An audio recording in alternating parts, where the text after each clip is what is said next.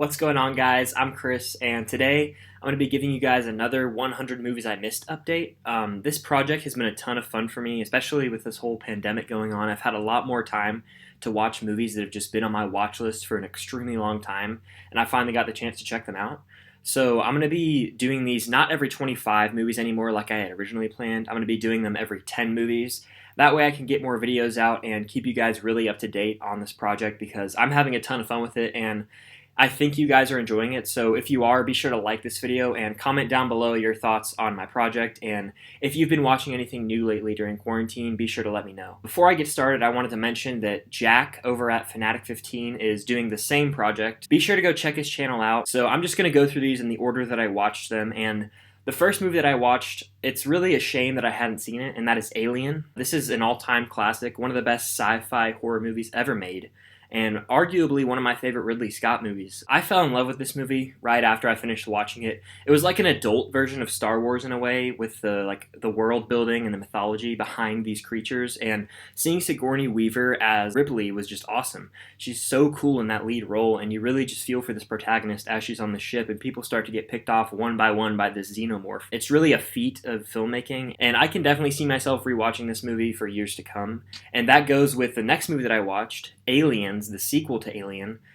This is different because it's directed by James Cameron, so it's more of a pure action sci-fi movie instead of horror. It does have some horror elements within it, but definitely focuses more on the action set pieces. This is just a ton of fun. I had a blast watching this movie. I do still prefer the original Alien, but it's very close because the two movies have so many different things to offer. With the first one, like I said, you get those horror sci-fi elements. In space, no one can hear you scream is like the motto for that movie.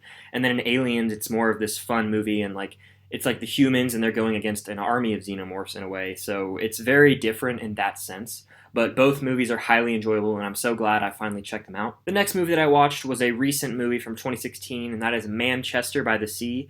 And man, this movie was heavy. It was a very well done drama by Kenneth Lonergan, and Casey Affleck gives one of the best performances of this past decade easily. Early on, you don't really care for this guy. He's kind of very unlikable, and you don't really understand why he's kind of down on his luck all the time. But there's a sequence about midway through this movie that is just gut-wrenching. I mean, it rips your heart out, and you really, really feel for this guy. The performances, I mean, they're fantastic. Lucas Hedges has a phenomenal supporting role. Michelle Williams is also great in this movie. I'm happy that I finally checked this one out because it's one of the best dramas that I've seen in recent years. Next up is a Best Picture winner and one of the few movies to win the Big Five Oscars. One Flew Over the Cuckoo's Nest, starring Jack Nicholson, and man, this is a powerhouse performance by Jack Nicholson, and it's probably my favorite performance that I've seen him give. And I've seen him in a lot of stuff, but this is easily his best in my opinion. Seeing him kind of just go insane, fly over the cuckoo's nest in a way, and his interactions with Nurse Ratched in this hospital is so well done. Milos Forman directed this phenomenally. I'm so happy he won director. I've said this before, but I love prison-based movies, and while this isn't in a prison, it's in a mental institution, and in a way, it feels like our characters are in a prison. I was a big fan of this one, and what an ending. I mean, there were some shocks, twists, and turns that I didn't see coming, but the ending really just left me almost in chills because I was so happy, but sad at the same time, and I just think it was so well done. It was like, when a movie just leaves you with that feeling of wow, I'm at a loss of words, that's how you know it's well done. So the next movie that I checked out is Fargo, directed by the Coen brothers, and I wasn't crazy about this movie. I know this is praised by all, and I'm probably in the minority. I still did enjoy this movie. I enjoyed it. I think Steve Buscemi was my favorite character in the movie. Frances McDormand, she's great as always. I think she's way better in Three Billboards. She won the Oscar for both movies, but I think Three Billboards is her better performance. Fargo's fine.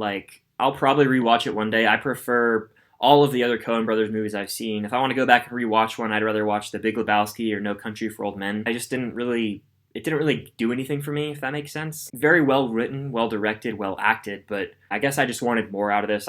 My expectations might have been too high, who knows. The next movie that I watched is Steve Jobs, directed by Danny Boyle, written by Aaron Sorkin, Aaron Sorkin is one of my favorite screenwriters working in Hollywood right now. He's got a fantastic resume, A Few Good Men, Moneyball, The Social Network, and now Steve Jobs.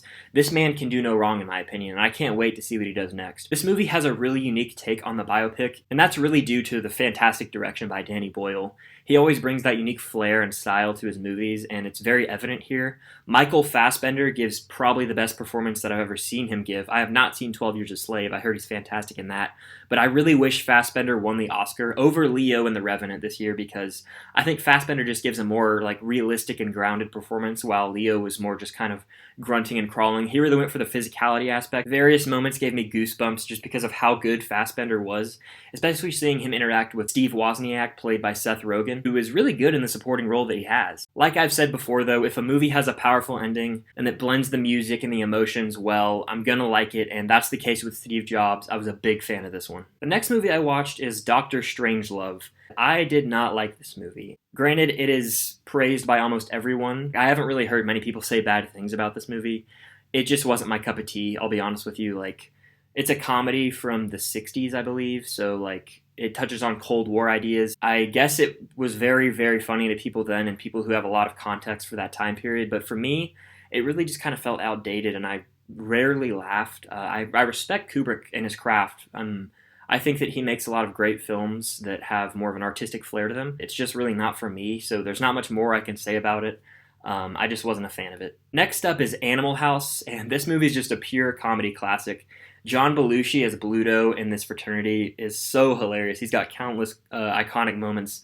The toga party, it's become a cultural symbol. I love Eric Stratton, Rush chairman. Damn glad to meet you. That's just a great quote from that movie. It's just one of those movies that I think everyone should see because it's a classic of its time, and I'm so happy I checked it out. This next movie, I'm ashamed to say I have not seen. It's been at the top of my watch list for years, and I honestly have no excuse for why I'd never seen it, and that is Saving Private Ryan. This is one of Steven Spielberg's best films, hands down, and he's solidified himself as a top 3 director all time, and I really don't think that's debatable because he's made countless of the most iconic blockbusters ever with E.T., Jaws, Raiders of the Lost Ark, and then he's made movies like Schindler's List and Saving Private Ryan, which go on to win Best Picture. Well, Saving Private Ryan should have, we all know that.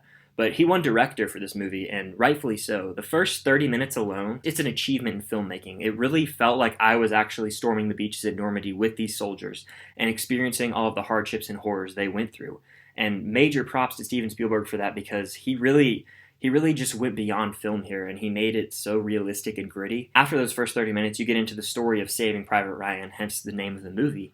And that story is just very gripping and emotional, and there's a lot of moments where I teared up, because my appreciation for veterans really grew after watching this movie. I already respect them so highly, but just seeing what they go through in such a realistic portrayal, it's so well done by Spielberg, and this movie should have won Best Picture. It's probably the biggest crime in Oscar history. This is obviously my new favorite war movie. The last movie that I checked out this round is Big, starring Tom Hanks, and this is another classic that I just hadn't seen, but the one thing I can say about this movie, it's one of those movies that makes you miss your childhood, and it's got such a heartfelt message about never wanting to grow up. Tom Hanks is the adult version of a kid who makes a wish at the Zoltar machine and he becomes big like he wanted to. Seeing him struggle with, oh, this adult life is super cool, but then he misses his best friend from childhood and his family. It really is just a powerful message that I think resonates with most people who watch this movie. It's an all-time classic from the 80s, one of Hank's best performances, and I'm so glad I checked it out. Those are all the movies that I watched this round in my 100 Movies I Missed project. I hope you guys enjoyed this video, and if you like these 100 Movies I Missed updates, be sure to hit that like button and comment down below what your guys' thoughts are and what movies you've been watching lately. If you haven't already, please consider subscribing to the channel because we're super close to 300, and that would be awesome if we could get there soon, guys. We're having a lot of fun doing this channel. I've got a lot more content planned, possible collabs, ranking videos, reviews, Blu-ray content, so if you like all that stuff, definitely consider subscribing. Stay safe out there. Until next time, I'll see you guys later.